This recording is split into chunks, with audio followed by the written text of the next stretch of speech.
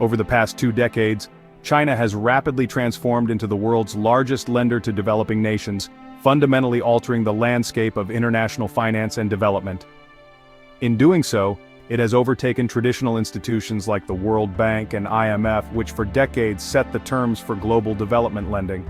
Today, billions of dollars flow from Beijing to countries across Asia, Africa, and Latin America, funding everything from power plants and highways to railways and ports, projects that are reshaping entire economies and societies. This dramatic shift is transforming global economics and politics, creating both new opportunities for growth and significant challenges for borrowers and lenders alike. China's lending, now estimated at over $1 trillion, is a core part of its foreign policy strategy, most notably through the ambitious Belt and Road Initiative, or BRI. The BRI, launched in 2013, aims to connect China with the world via a vast network of infrastructure projects, a modern Silk Road that spans continents and links economies. For many developing nations, Chinese loans have enabled rapid modernization, often bypassing the slow approval processes, strict conditions, and bureaucratic hurdles of Western lenders. But as China's lending has grown, so too have concerns about debt sustainability, transparency, and Beijing's expanding influence over the domestic affairs of borrowing countries. The story of Chinese lending is one of both remarkable progress and significant risk. New highways, power stations, and economic growth on one hand, and the looming threat of crippling debt, unfinished projects, and political tension on the other. Understanding this complex phenomenon is crucial for anyone interested in the future of the global economy, international relations, and the shifting balance of power. Why have so many countries turned to China for funding, and what makes these loans so attractive compared to traditional sources? What have these nations gained in terms of development and modernization, and what do they risk losing in terms of sovereignty, financial stability, and long-term growth? Let's explore how this new era of Chinese lending is not just financing infrastructure, but actively reshaping the world's economic and political future. The Belt and Road Initiative, often called the BRI, is China's ambitious plan to build a vast global network of infrastructure, stretching across continents and connecting dozens of countries through new trade routes and economic corridors. The goal is to link Asia, Africa, and Europe by land and sea, making it easier for goods, people, and ideas to move across borders and boosting economic growth in participating nations. To make this vision a reality, Chinese policy banks provide massive loans for infrastructure projects, railways, ports, highways, and power plants, many of which are designed and built by Chinese state-owned companies, bringing their expertise and technology abroad. For many developing countries, the BRI offered a fast track to modernization, with fewer political conditions than Western lenders typically require, and the promise of new jobs and improved connectivity. China's willingness to finance risky or massive projects made it an attractive partner for governments eager to show quick results and deliver visible progress to their citizens. But these are not grants, they're commercial loans, often carrying higher interest rates and less transparency than those from institutions like the World Bank or IMF, raising concerns about long-term debt sustainability. Contracts are frequently negotiated behind closed doors, making it difficult for ordinary citizens to know the true costs, repayment terms, or obligations their governments are taking on. This lack of transparency has fueled suspicion and debate about China's motives, the fairness of the deals, and the long-term impact these projects may have on national sovereignty and local economies. The BRI's promise of transformation is real, but so are the controversies and challenges that come with it.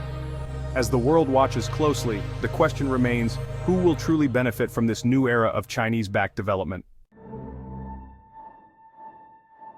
China's biggest borrowers reveal its global strategy.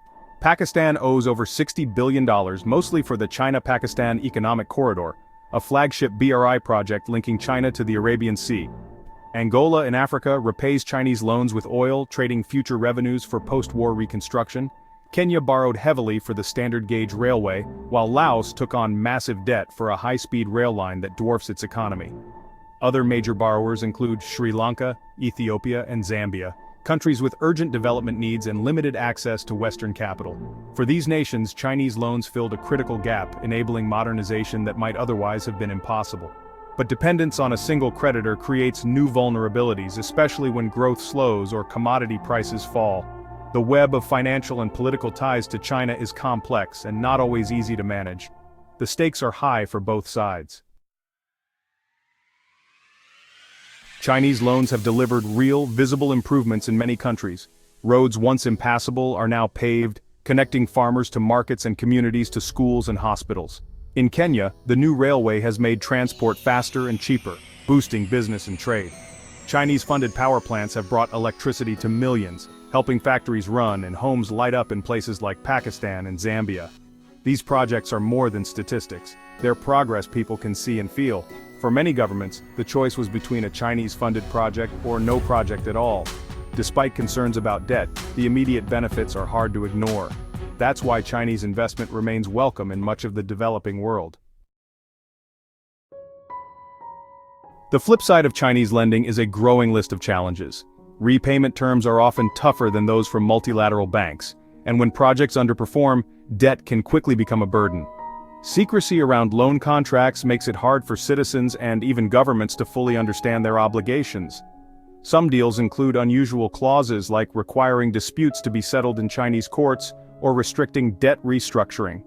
Critics argue that some projects serve China's strategic interests more than local needs, resulting in white elephant infrastructure that fails to pay for itself. Environmental and social impacts are also a concern, with projects sometimes displacing communities or bypassing local labor. The lack of transparency and accountability can fuel public resentment and complicate crisis management. As debt piles up, the risks for borrowing countries and for China are mounting. The debate over Chinese lending is far from settled. The Hambantota port in Sri Lanka is often cited as the prime example of what's called debt trap diplomacy, a term used to describe situations where a country becomes heavily indebted to another, potentially losing control over key assets. In the early 2000s, Sri Lanka borrowed heavily from China to build the port, hoping it would transform the region into a major shipping hub. However, despite the grand ambitions, the port struggled to attract enough business and failed to generate the revenue needed to cover its mounting loans. Facing a deepening financial crisis, the Sri Lankan government made a controversial decision. It leased the port and surrounding land to a Chinese company for 99 years, receiving $1.1 billion in return. This move sparked international debate and concern. Critics argue that this proves China uses debt as a tool to gain control of strategic assets in other countries, fueling fears of a hidden geopolitical agenda and raising questions about sovereignty. But the reality is more complex than it first appears. Sri Lanka's own leaders were the driving force behind the port's construction, and the country's debt crisis involved a mix of international lenders, not just China. Many factors contributed to the situation. The $1.1 billion lease payment didn't even go toward paying off the original port loan. Sri Lanka still owes that debt, and the financial strain remains. The Hambantota case is less a straightforward trap and more a cautionary tale about the dangers of risky borrowing, overambitious projects, and poor long-term planning. It highlights the risks of taking on massive debt for projects with uncertain returns, especially when economic forecasts are overly optimistic or not grounded in reality. The lesson here is clear: both lenders and borrowers share responsibility for the outcome. Careful assessment, transparency, and accountability are crucial to avoid repeating such mistakes. Debt can be a powerful tool for development, unlocking new opportunities and growth, or it can become a trap depending on how wisely and responsibly it's managed. China's role as a global lender is evolving. Increasingly, it's not just funding new projects, it's bailing out countries struggling to repay old debts, including those owed to China itself. Nations like Pakistan, Argentina, and Egypt have received Chinese rescue loans to stabilize their economies and avoid default. Unlike IMF bailouts, China's emergency loans come with fewer policy strings, but often with opaque terms and high interest rates. This shift makes China both a builder and a banker of last resort, deeply invested in the financial health of its borrowers. By providing bailouts, China protects its own investments, but also takes on greater risk. Lending more to troubled debtors can be a risky cycle.